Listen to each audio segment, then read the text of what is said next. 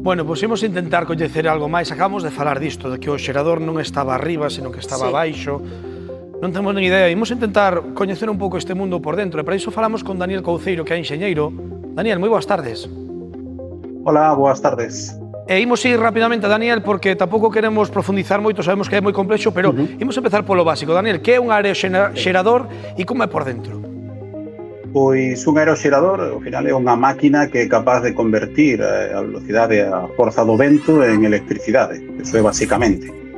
Entón, o que ten arriba é un xerador, bueno, en distintas partes, evidentemente, non? Pero ten un xerador e ao final é onde se convirte a electricidade e despois ten distinto equipamento eléctrico que pode estar repartido por dentro do propio aeroxerador.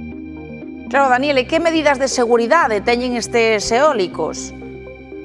Pois normalmente teñen como mínimo, depende moito do modelo, depende do fabricante, pero o que teñen, pois eso, portas de seguridade, con cerraduras tamén de seguridade. Moitas veces tamén, sobre todo os máis modernos, poden ter distintos sensores para que unha apertura desa porta poda facer unha parada de emerxencia. Depende, pero bueno, normalmente sí que é unha instalación industrial e sí que ten certas medidas de seguridade para impedir o acceso a persoas alleas a esa instalación. Daniel, esas medidas de seguridade non son por outra cousa que porque o aeroxerador é perigoso. Que enerxía, que cantidad de enerxía pode haber nun aeroxerador, se é na parte baixa ou na parte alta?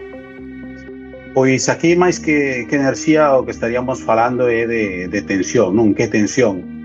Pois normalmente o aeroxerador na parte onde ten a maior tensión, que pode ser eso que estaba comentando antes, na parte de arriba ou na parte de abaixo, según sexa o seu diseño, estamos falando de pois entre 20.000 ou 30.000 voltios.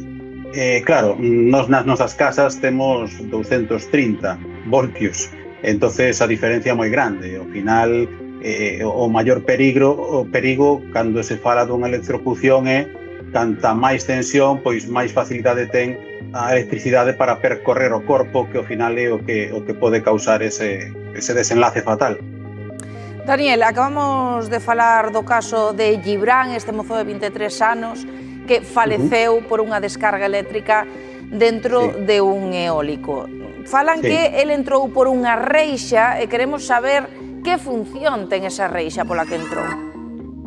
Pois, sen coñecer o modelo exacto de aeroxerador, o que decíamos, os aeroxeradores o que teñen é un xerador de electricidade que normalmente ten unha tensión bastante inferior a que falábamos antes.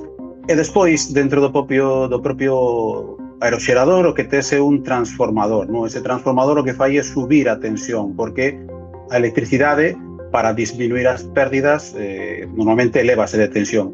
En este caso, pois, polo que se estaba comentando e por algunhas imaxes que había, parece que ese aeroxerador o que ten na parte inferior o transformador.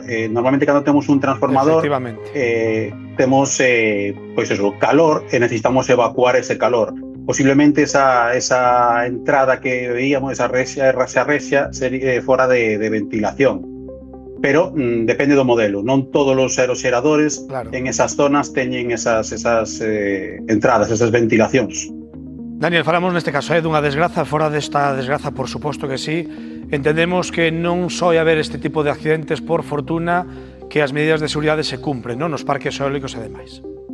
Exactamente, o sea, un parque eólico final, inda que poda estar no medio do monte, en calquera sitio, non deixa de ser unha instalación industrial que ten as súas medidas de seguridade. Estamos falando deste caso desgraciado, con fatales consecuencias, pero temos que lembrar que ahora mismo en España pode haber uns 20.000 aeroxeradores. Estes casos son, pues, bueno, puntuais nos últimos anos, creo que dos poucos que se recollen. E afortunadamente, Daniel Couceiro, porque é verdade que vai a resultado tristísimo e terrorífico do que acabamos de falar. Pois, Daniel Couceiro, enxeñeiro industrial, moitas grazas por aclararnos todos estes puntos hoxe na Hora Galega. Moitas gracias a vos.